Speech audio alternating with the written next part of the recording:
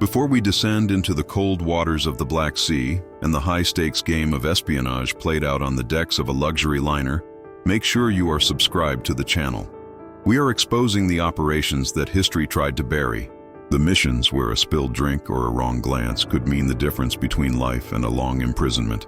Hit the bell notification so you never miss a briefing. Now, let's go back to 1988.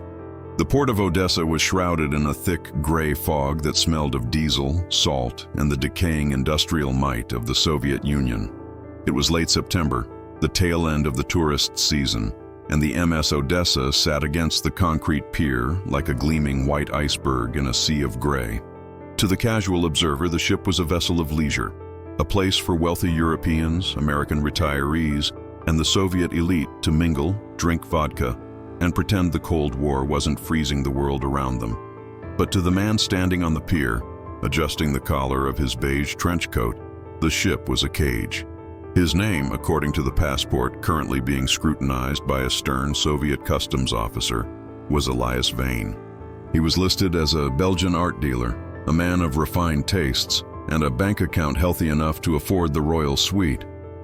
In reality, his name was Ari, a veteran Katsa, a field intelligence officer for the Mossad. He wasn't there for the art, the buffet, or the excursions to Yalta. He was there because a ghost had booked a ticket. Ari watched the customs officer stamp the passport with a heavy thud. He offered a polite, weary smile, the kind a bored rich man gives a bureaucrat, and walked up the gangway. The metal ramp vibrated under his feet. Every step took him further away from the safety of solid ground and onto a floating island where there was no backup, no embassy, and nowhere to run. The mission had been authorized 72 hours earlier in a smoke-filled room in Tel Aviv. The objective was a man known to Western intelligence agencies only as the Architect. Intelligence suggested he was a senior officer in the Syrian Mukhabarat, responsible for procuring advanced guidance systems for ballistic missiles. He didn't exist on paper. No photographs, no fingerprints, only a reputation for being the man who moved money and technology through the Iron Curtain. Mossad had received a tip from a source in Sofia. The Architect would be on the MS Odessa to meet a seller. The cruise was the perfect cover. It traveled through international waters, stopped in ports where visas could be bought with a handshake, and offered a closed environment where conversations could be drowned out by the roar of the engines and the crash of the waves.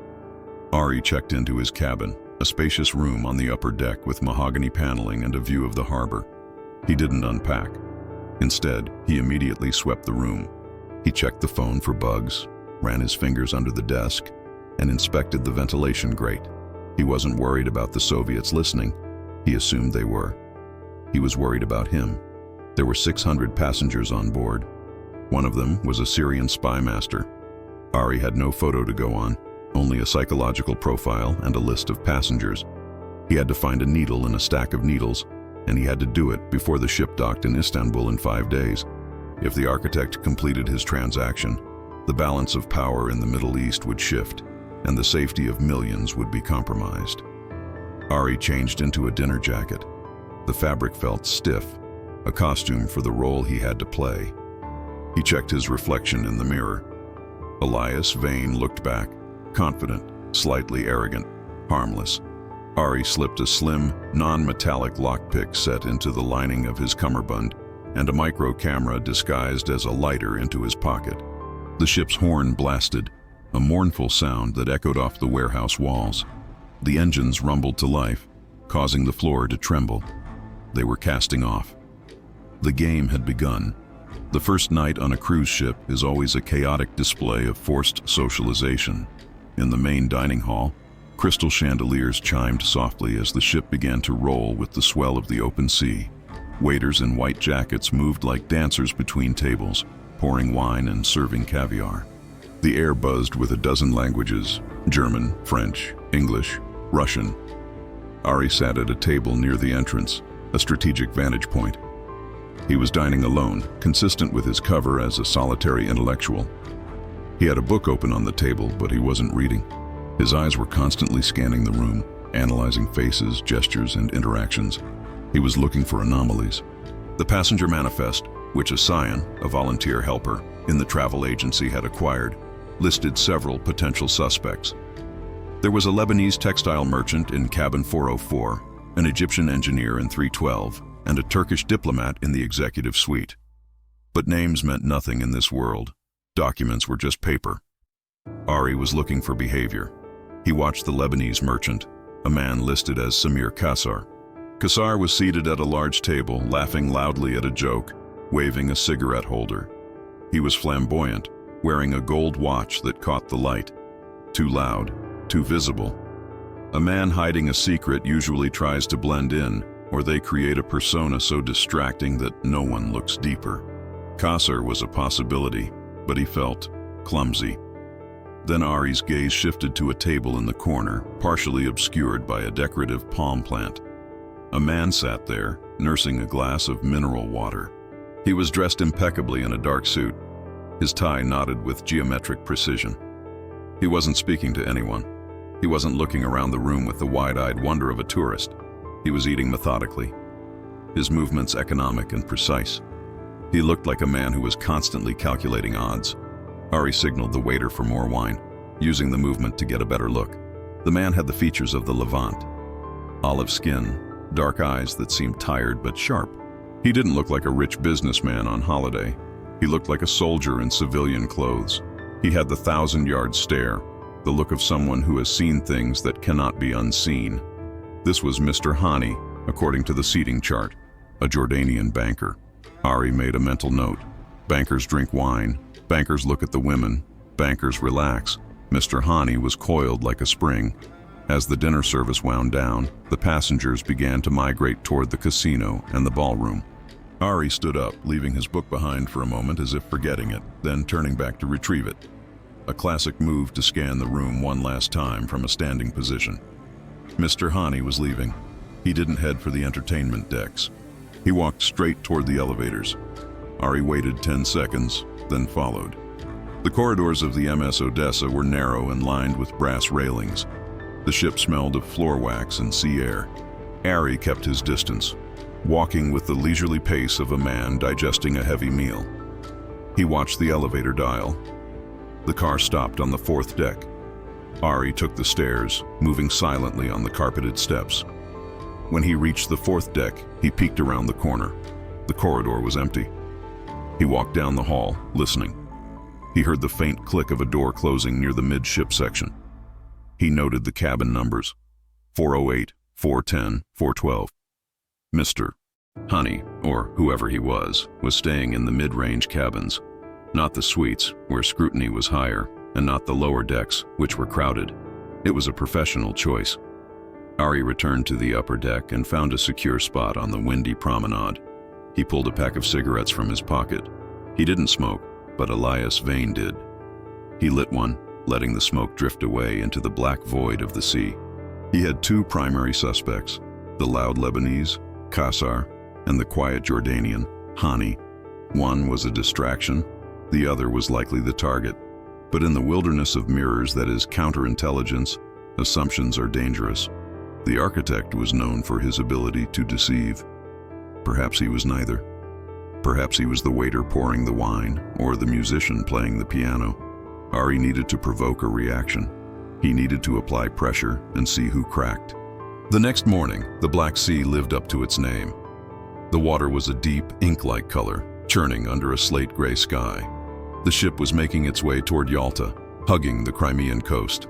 Ari spent the morning in the ship's library, a quiet sanctuary with leather armchairs and dusty Cyrillic encyclopedias.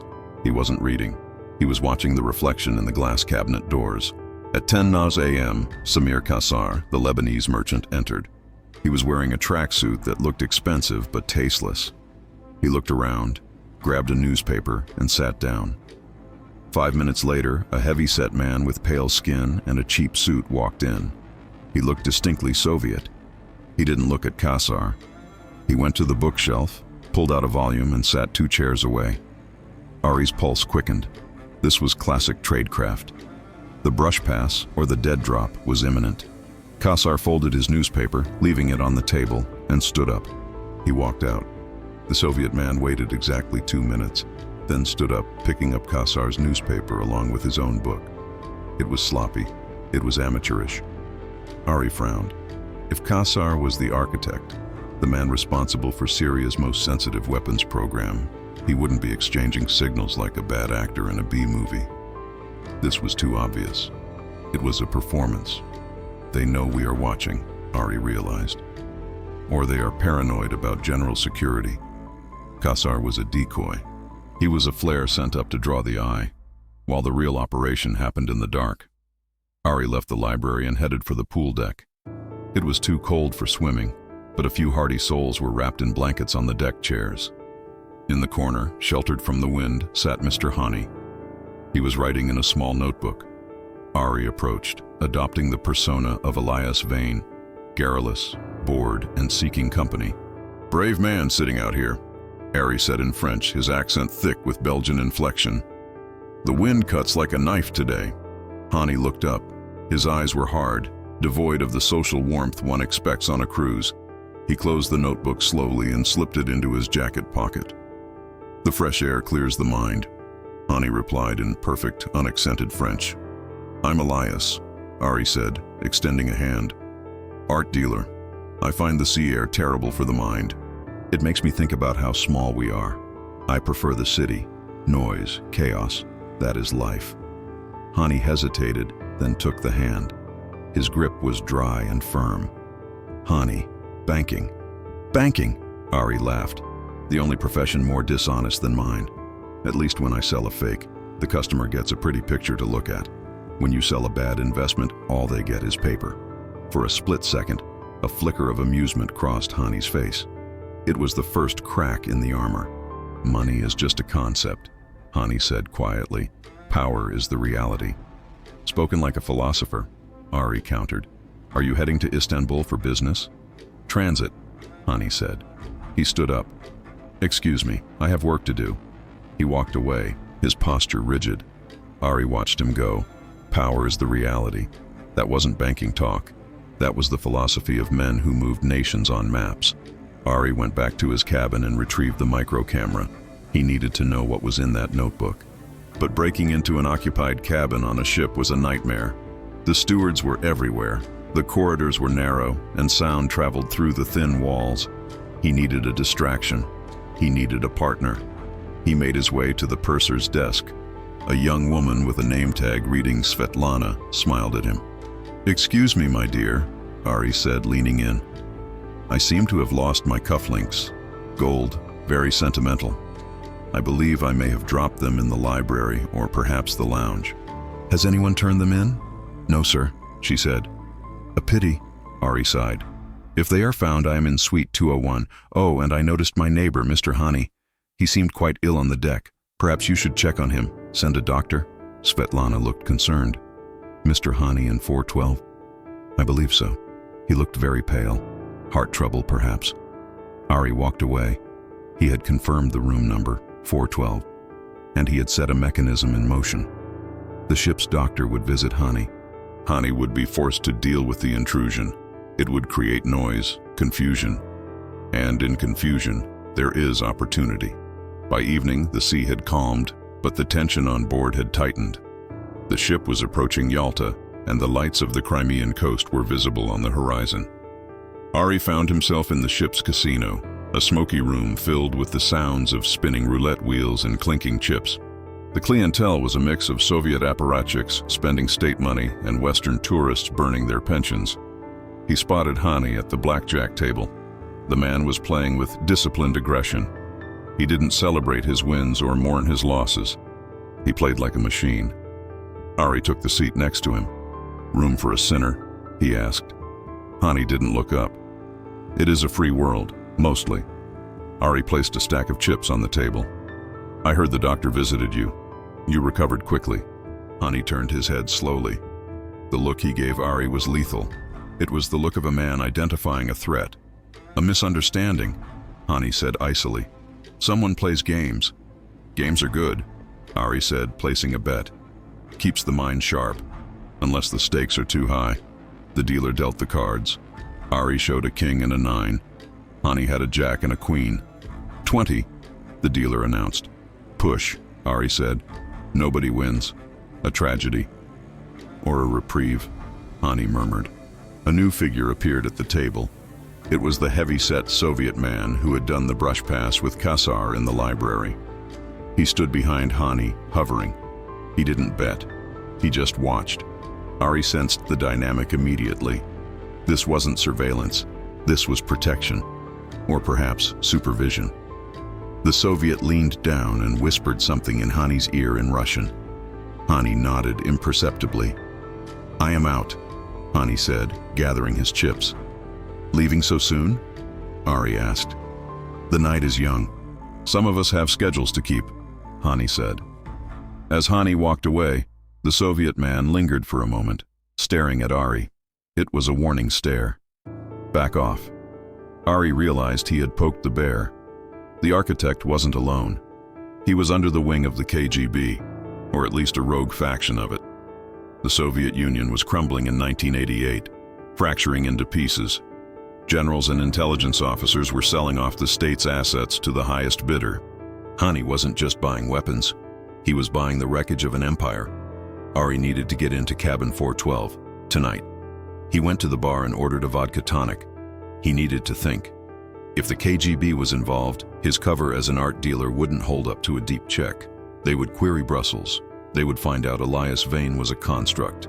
He had to accelerate the timeline. He left the casino and went to the communications room.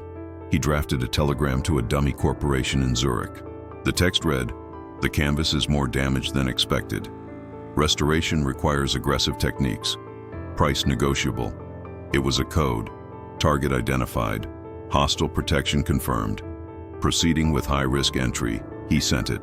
Now, he was committed. 2:00 a.m., the witching hour on a cruise ship. The bars were closing, the hallways were quiet, and the rhythm of the engines was a hypnotic hum that lulled the passengers to sleep. Ari moved through the service corridors, wearing the white jacket of a steward he had acquired from the laundry cart earlier that day. He carried a tray with a bottle of champagne and 2 glasses. It was the perfect prop. If he was caught, he was just a confused waiter delivering a late-night order. He reached deck 4. The corridor was empty. The shoes were lined up outside the doors for polishing, a quaint luxury tradition. Outside 412, there were no shoes. Hani was awake, or cautious. Ari approached the door. He pressed his ear against the wood. Silence. He pulled out his lockpick set. These weren't the clumsy tools of a burglar. They were precision instruments designed by Mossad's technical division. He inserted the tension wrench. The lock was a standard maritime deadbolt, sturdy but simple. He raked the pins. Click, click. The lock turned. Ari pushed the door open an inch. It was dark inside. He slipped in and closed the door behind him, locking it immediately. The room smelled of stale tobacco and rigorous cleanliness. Ari didn't turn on the light. He used a small pen light with a red filter to preserve his night vision. The bed was empty. Ari froze. The bed was made. Hani wasn't there. Where was he at 2 a.m.? Ari moved quickly. He wasn't there to kill. He was there to find evidence. He went to the desk. The notebook was gone. The drawers were empty. He moved to the closet. A suitcase sat on the rack. It was locked. Ari picked the suitcase lock in 10 seconds. He opened it. Clothes, expensive tailored suits, silk ties, and at the bottom a thick manila envelope. Ari opened it. Inside were blueprints. Not for a house, but for a cylindrical object. The text was in Russian. Gyro stabilizer unit, model R-17, Scud missiles. The architect was buying guidance upgrades for Syria's Scud arsenal. With this technology, they wouldn't just hit a city. They could hit a specific neighborhood. They could target military bases, power plants, the Knesset. Ari pulled out his micro camera. Click, click, click. He photographed every page. Suddenly, he heard a sound. A key scratching in the lock. Hani was coming back. Ari looked around. There was nowhere to hide. The room was too small. The bathroom? A cliché trap. Under the bed? Too obvious. The balcony. Ari slid the glass door open and slipped out into the cold night air. He closed the curtain just as the cabin door opened. He pressed himself against the cold steel of the ship's hull. The balcony was tiny. If Hani opened the curtain, Ari would be face to face with him. He heard muffled voices from inside the room. Hani wasn't alone. The transfer happens in Istanbul, a deep voice said. It was the Soviet. My people want the money in cash. Diamonds are too hard to move right now. You will get your money when I see the hardware, Hani's voice replied. I don't trust your promises, Victor. Your country is falling apart. And yours is built on sand, Victor retorted. Don't lecture me, Arab. We meet at the Grand Bazaar, the Blue Gate, noon. Fine, get out. The door slammed. Silence returned to the room. Ari waited, shivering in the wind. He was 5 decks up, suspended over black water. He needed Hani to go to sleep. 10 minutes passed, then 20. Finally, the lights inside the cabin went out. Ari waited another hour, his muscles cramping from the cold. He had to assume Hani was a light sleeper. Going back through the room was suicide. He looked over the railing. The balcony of the cabin next door, 410, was about 4 feet away. A dangerous jump over open water on a moving ship. Ari didn't hesitate. He took a breath, gripped the railing, and swung his body over the abyss. For a second, he was suspended in the void, the dark water churning 50 feet below. He lunged. His hands caught the railing of 410. He hauled himself over, landing silently on the deck. He was safe, but he had the photos, he had the proof, and he knew the time and place of the handover. The next morning, the ship docked in Yalta. The passengers flooded off the ship to tour the palaces of the czars. Ari stayed on board. He needed to process the intelligence. He developed the film in a makeshift darkroom in his bathroom. The blueprints were clear. The R-17 upgrades were a game changer. But there was something else in the photos, a series of numbers scribbled in the margins of the blueprints, coordinates, bank accounts. Ari sat at his desk, studying the numbers with a magnifying glass. 41, 082, 28.9784. Latitude and longitude. He checked his map. Istanbul. The coordinates pointed to a specific location near the docks, not the Grand Bazaar where they agreed to meet. Why 2 locations? It was a classic failsafe. The meeting at the bazaar was a decoy, a public place to check for tails. The real transfer, the hardware, would happen at the coordinates. Ari realized the complexity of the operation. He couldn't just stop Hani. He had to stop the hardware.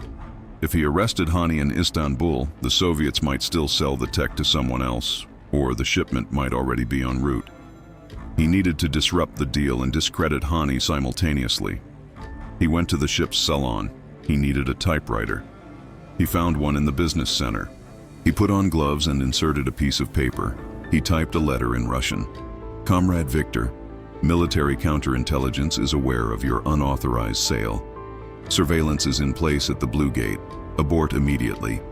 Your partner, Hani, has been compromised by the Americans. He is wearing a wire. It was a lie, a beautiful, destabilizing lie. Ari folded the letter. He needed to plant it on Victor. He found Victor in the lounge drinking tea. Ari walked past him and accidentally bumped into his table, spilling the sugar bowl. 1,000 apologies, Ari exclaimed, creating a commotion. I am so clumsy. While Victor was distracted, brushing sugar off his pants, Ari slipped the folded note into the outer pocket of Victor's jacket, which was draped over the chair. It is nothing, Victor grunted, annoyed. Go away. Yes, so sorry. Ari retreated. Now he just had to wait for Victor to find the note. Paranoia would do the rest. In the dying days of the Soviet Union, the fear of the KGB was still the most powerful weapon in the East. If Victor thought Hani was a double agent, the deal wouldn't just be canceled, it would turn violent. The ship left Yalta and turned south across the Black Sea, heading for the Bosphorus. The atmosphere on board had shifted. The holiday mood was fading as the passengers prepared for the end of the voyage. Ari watched Victor from a distance. The Russian had found the note. He was pacing the deck, chain smoking. He looked frantic. He kept glancing at the radar masts, as if expecting a KGB helicopter to descend. Hani, meanwhile, was oblivious. He sat on the deck, reading his notebook, confident that his deal was secure. The psychological warfare was taking root. Ari needed to widen the wedge between them. He approached Hani again at the bar that evening. Mr. Hani, Ari said, ordering a drink. I saw our Russian friend earlier. He looked distressed. Hani stiffened. What do you mean? He was arguing with someone, or perhaps himself. He kept saying, the Syrian is a traitor. I don't speak much Russian, but that word is universal. Hani turned slowly to face Ari. Why are you telling me this, Mr. Elias? Because I am a businessman, Ari said, dropping his voice. And I recognize a bad partnership when I see one. Whatever you are buying from him, be careful. Desperate men make bad decisions. Hani stared at him. For the first time, Ari saw fear in the architect's eyes. Not fear of Ari, but fear of the unknown. The seeds of doubt had blossomed into a forest of suspicion. Who are you? Hani whispered. Just an observer, Ari said, finishing his drink. Enjoy Istanbul. Ari walked away. He knew Hani wouldn't sleep that night. He would be wondering if Victor was planning to kill him and keep the money. He would be wondering if the deal was a trap. And a panicked target is a target who makes mistakes. The minarets of Istanbul pierced the morning mist as the MS Odessa glided through the Bosphorus Strait. The call to prayer echoed over the water, a haunting sound that signaled the end of the containment phase. The game was moving to land. Ari packed his bag. He checked his gear. The camera film was taped to his chest. The lockpicks were in his shoe. He disembarked among the crowd of tourists. The chaos of the port was a sensory assault. Shouting porters, honking taxis, the smell of roasted chestnuts and exhaust. He spotted Hani getting into a black Mercedes. Victor took a yellow taxi. Ari hailed a cab. Follow that Mercedes, but not too close. The chase led through the winding streets of the old city. The Mercedes didn't go to the Grand Bazaar. It went straight to the coordinates Ari had found in the blueprints. It was a warehouse district near the Golden Horn. Desolate. Industrial. The Mercedes stopped. Hani got out. He was carrying a briefcase, the money. Minutes later, Victor's taxi arrived. Victor got out. He didn't have the hardware. He had a hand inside his jacket. Ari watched from behind a stack of crates. He was too far away to hear, but he could see the body language. Hani was shouting. He was pointing at his watch. Victor was shaking his head, backing away. He pulled out the note Ari had planted. He waved it in Hani's face. Hani looked confused. He tried to step forward. Victor drew a gun. Ari flinched.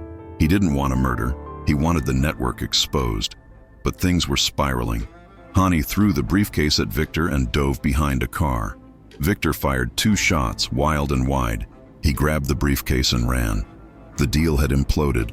The alliance was broken. But the hardware, the guidance systems, where were they? Victor hadn't brought them. That meant they were still in a stash house or perhaps still on the ship. Ari realized he had missed a piece of the puzzle. The coordinates weren't the transfer point. They were the negotiation point. The hardware was somewhere else. Hani, terrified and now unarmed, was scrambling into his Mercedes. He was fleeing. Ari had a choice. Follow the money, Victor, or follow the target, Hani. He chose the target. Hani knew where the tech was. Victor was just a greedy middleman. Ari followed Hani's Mercedes to a quiet residential neighborhood in Beyoğlu. Hani entered an old apartment building. Ari waited until nightfall. He broke into the building. He found the apartment on the 3rd floor. He could hear Hani inside, shouting on the phone in Arabic. "The Russian is crazy. He took the money. The deal is off." "No, I don't have the units. They are still at the consulate." "The consulate?" "Of course. The Syrian consulate in Istanbul. The hardware had been shipped via diplomatic pouch. It was sitting in sovereign territory, untouchable." Hani was trying to salvage the operation.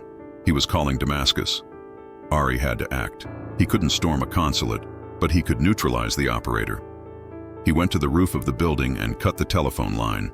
Hani's lifeline was severed. Then Ari triggered the fire alarm in the hallway. Chaos ensued. Residents poured out of their apartments. Hani emerged, looking frantic, clutching a different bag. Ari was waiting in the stairwell. As Hani passed, Ari stepped out. He didn't use a gun. He used a syringe filled with a powerful sedative. He bumped into Hani in the crush of people. "Prick. Excuse me," Ari muttered. Hani stumbled. He looked at Ari. Recognition flashed in his eyes. "You." "Sleep now," Ari whispered in Arabic. Hani collapsed. The neighbors screamed. thinking it was a heart attack. Ari knelt beside him, playing the role of the concerned bystander. He checked Hani's pockets. He found a key, a locker key for the Istanbul train station, the backup plan. The ambulance arrived. They took Hani away. Ari didn't follow. Hani was going to a Turkish hospital. Mossad's local station chief would handle the diplomatic arrangements to ensure Hani didn't wake up in a friendly environment. The Turks were NATO allies. They would be very interested to know a Syrian spy was buying Soviet missiles in their city. Ari took the key and headed for the train station. Sirkechi station was a cavernous hall of steam and shadows, the terminus of the Orient Express. Ari found locker 303. He opened it. Inside was not a weapon, but a binder. It contained the end-user certificates, the bank transfer codes, and the names of every corrupt Soviet officer involved in the pipeline. It was the roadmap of the entire proliferation network. This was worth more than the missiles. This could shut down the supply chain for years. Ari closed the locker. He had the intelligence. Hani was in Turkish custody, likely being interrogated by the MIT, Turkish intelligence. Victor was on the run with a briefcase of cash, hunted by his own KGB. The mission was a success. Ari didn't fly out of Istanbul. That was too predictable. He took a ferry to Greece. As he stood on the deck, watching the minarets fade into the distance, he stripped off the persona of Elias Vane. He threw the Belgian passport into the churning wake of the ferry. He was Ari again, tired, cold, and alone. He thought about Hani. The man was a professional, a patriot in his own way. He had played the game and lost. The world would never know about the MS Odessa, the sugar bowl, or the syringe in the stairwell. They would only know that Syria's missile program mysteriously stalled for a decade. Tel Aviv, a week later. Ari sat in a windowless room debriefing the director. The photos of the blueprints were projected on the wall. The binder lay on the table. "You neutralized the man in the network," the director said, lighting a pipe. "Clean work. Hani will talk," Ari said. "The Turks will make him." "Good. Let them deal with Damascus." Ari stood up to leave. "One more thing," the director said. "The art dealer cover, Elias Vane. We might need him again. Don't kill him off just yet." Ari smiled. "He's retired. He prefers the mountains now." Ari walked out into the blinding Tel Aviv sun. The noise of the city was overwhelming after the silence of the sea. He bought a newspaper and sat at a cafe. Life went on. People drank coffee, argued about politics, and laughed. They had no idea how close the shadow had come to touching them, and that was the victory. Not the medals, not the glory. Just the quiet hum of a normal day, purchased with lies and silence on the dark waters of the Black Sea.